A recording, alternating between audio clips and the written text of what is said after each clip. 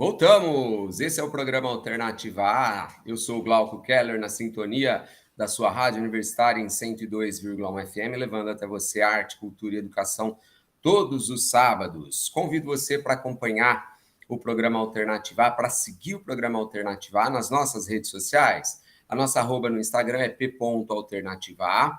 No Facebook você nos encontra em facebook.com/programa Alternativa A. E claro, nós estamos também com essas super entrevistas em áudio e também em vídeo no YouTube. Você pode encontrar a entrevista de hoje com a escritora, com a professora, com a poeta Ana Mello, também no YouTube, em Glauco Keller e também em programa Alternativa A.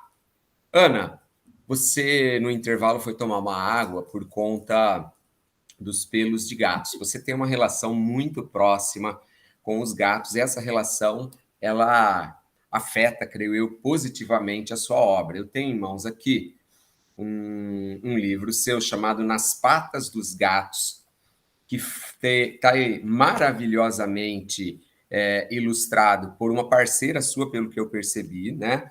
A Mônica Papesco. E eu queria que você falasse de que forma os felinos impactam a sua poesia, impactam a sua escrita.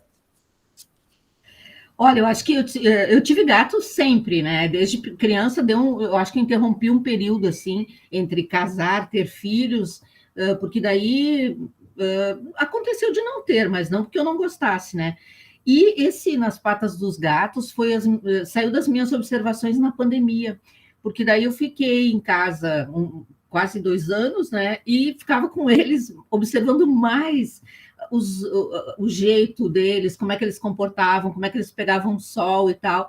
Aí eu acho que isso vai ter que virar livro, não posso deixar passar. E surgiu dessas observações, mas antes já, eu acho que os gatos aparecem muito também no Histórias da Clarinha, né, meu outro livro, que fala das minhas coisas de infância, que eu vestia os gatos, colocava roupa, dava comidinhas, tratava eles como bonecas, né? Então, acho que a família sempre gostou de bichos, outros bichos também, e a gente cuidava de bichos dos vizinhos também, quando os vizinhos viajavam. Então, minha infância foi assim, gatos, cachorro, papagaio, tartaruga, tivemos tudo que era bicho em casa, ou pelo menos cuidamos dos amigos, né? Então, a minha relação com os bichos é muito próxima, sempre. Ana, no Histórias da Clarinha tem um coelho também, né? Tem, meu irmão tinha coelhos, meu Tinha irmão que era coelhos mais também. chegado nos coelhos. Você, quando eu estava lendo, de fato eu tive a percepção de que você estava revisitando a sua infância, revisitando suas histórias. Você acha que o escritor inevitavelmente vai buscar nos seus anos mais tenros um pouco da sua inspiração? Com certeza, acho que sim. Acho que faz parte da vida da gente, né? A gente está sempre lembrando de coisas, e essas coisas fazem a gente crescer, né? Então, tu revisita, pensa o que significou isso, também na hora de passar isso para os teus filhos, de fazer coisas que tu gostaria de fazer diferente ou não, né? Então, acho que é inevitável, né? Em todas as fases da vida. E a infância é muito marcante, né? A gente fica pensando como tem sabores que a gente provou na infância, como um chocolate, alguma coisa assim, que a gente lembra a vida toda. Aromas que a gente sente, lembra daquele dia, daquela brincadeira, né? Então as lembranças são muito fortes na infância, né? E aí acompanham a gente o tempo todo, né? Não tem como. E que bom, né? Que bom, porque é uma pureza, é uma coisa que a gente não teve assim nenhuma amarra para isso, né? Aquilo veio do coração, é espontâneo demais, né? As coisas que a gente lembra da infância. Água corrente. Lambe a torneira com sede, a gata faz da pia banheira. Manicure. Afia as unhas no tapete da sala, o arteiro gatinho. Cigarra. Atrás do bichinho corre o gato no quintal do vizinho. Ana, esse livro, Nas Patas dos Gatos, ele foi feito, como a gente falou, em parceria com a Mônica Papesco. Primeiro vieram os textos ou primeiro vieram as ilustrações? Como é que ocorreu essa parceria de vocês? Olha, a gente fez várias experiências. O Mini Contando, a capa também é dela. É muito legal que ela fez essa capa. Ela fez uma arte, um quadro, uma arte concreta, montou, né? Como ele saiu de um blog, ele foi todo feito com placas de computador, né? Foi dela. O Histórias da Clarinha foi dela também, a arte, porque a gente se conheceu numa oficina, nós duas como alunas, e gostamos uma da outra e seguimos juntas, né?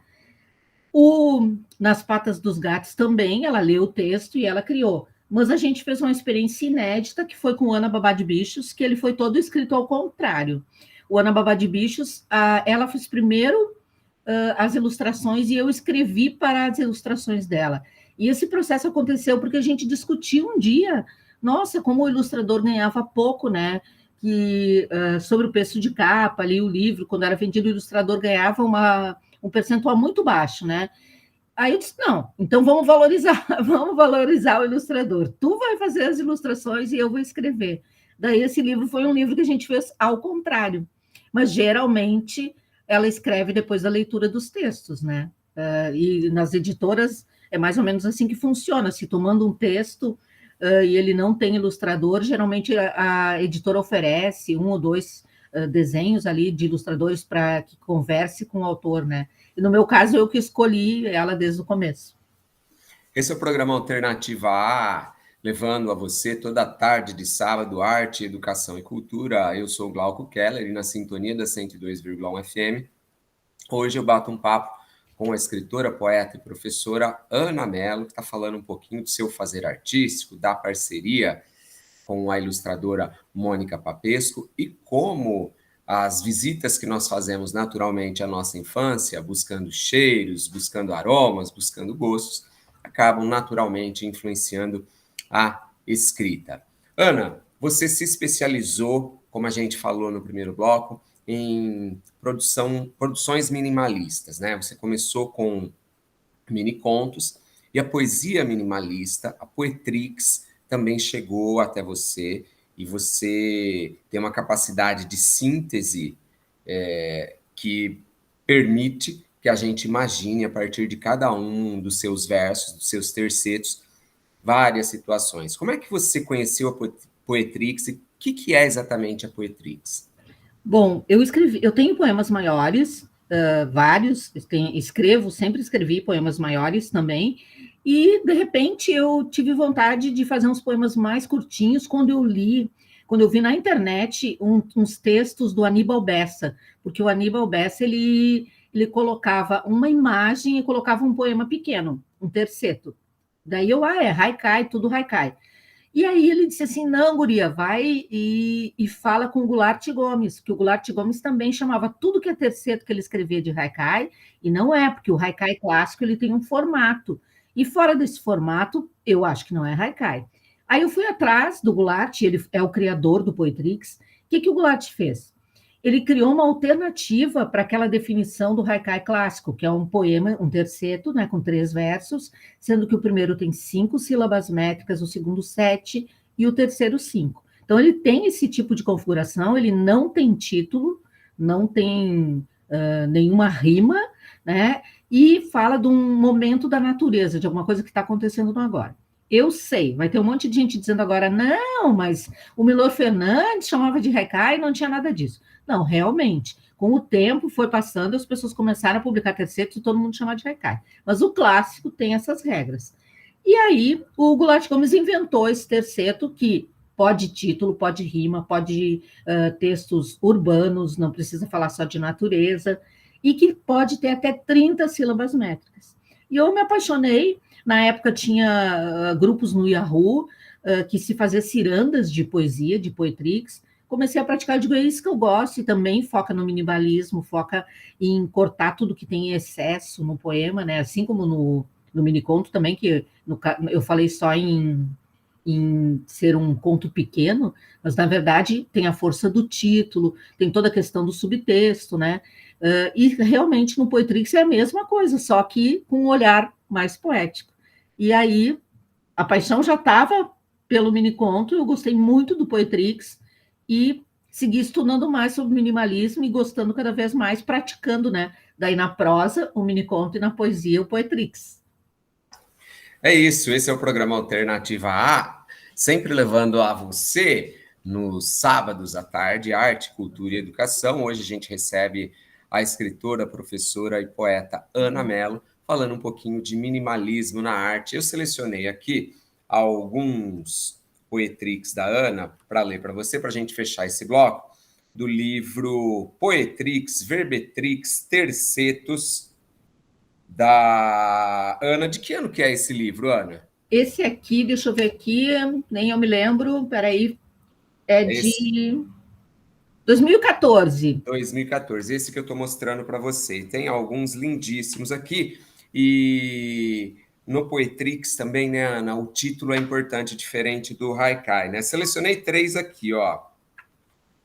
Poema, lindíssimo esse, hein? Poema, Rimas de Amor, em Coração de Poeta, Cardiopatia. E ele tem, inclusive, uma versão de cada um dos Poetrix em língua espanhola. Vou ler para você aqui, vou me arriscar. Ó. Rimas de Amor, em Coração de Poeta, Cardiopatia. Depois, selecionei um outro aqui que eu achei lindíssimo também, chamado Nuvem. Solitário na janela vazia, a lua que passeia, há pouco ela também via. Adorei, adorei todos eles, mas tem um outro livro que a gente vai falar daqui a pouquinho, que tem muito a ver com a pandemia, e você que está aí, não saia daí, porque a gente vai voltar já com a Ana Mello, falando um pouquinho de um livro super especial chamado Poesia Projetada. Ana, o que a gente vai ouvir agora na passagem de Continuamos bloco? na linha do Sol, né? Sol, Sol, Sol, Leonino e o Sol. J Quest, o Sol. Maravilha, J Quest, o Sol não sai daí, programa Alternativa. Daqui a pouco a gente volta.